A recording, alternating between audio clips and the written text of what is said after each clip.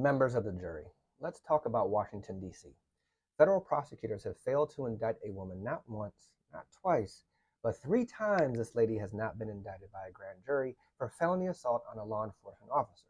Now, the complaint alleges that during the transfer of custody of 2 alleged gang members into the custody of ICE, that Ms. Reed takes out her phone and records that process. They also suggest that perhaps as an act of protest, that she positions herself between one of those individuals and the officers. And the officers order her to back up and get out the way, but they say she doesn't comply. A scuffle then ensues, and then she herself gets charged with the crime, and it gets presented to a grand jury. Now, let's remember how grand juries work. In the federal system, you got about 16 to 23 people who are assembled, chilling in the grand jury room, listening to what the prosecutor is presenting as it relates to the case, and then the grand jury gets to decide at the end of that presentation whether or not to indict. And here, for Miss Reed, there were 3 grand juries that voted not to indict.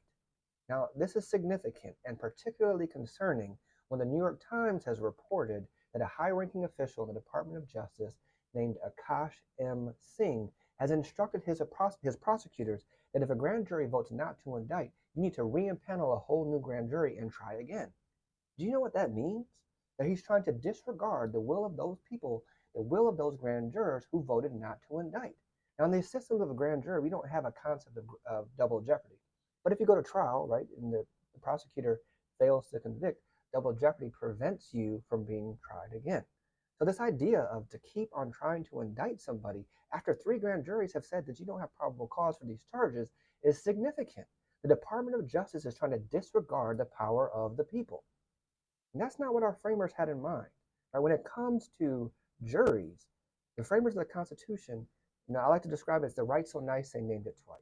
Because not only is it in Article 3, Section 2 of the Constitution, it's article in the 6th Amendment of this document. They knew the power of the people as being the last stop to resist a tyrannical government.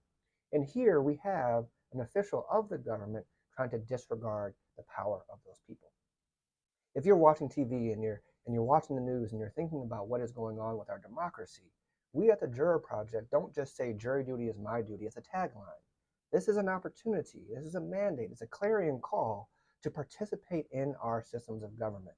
And if you want to create a justice system that is more worthy of that name, when you get a summons in the mail to show up, whether it's for grand jury service or for our service on a jury trial, we need you in that jury box.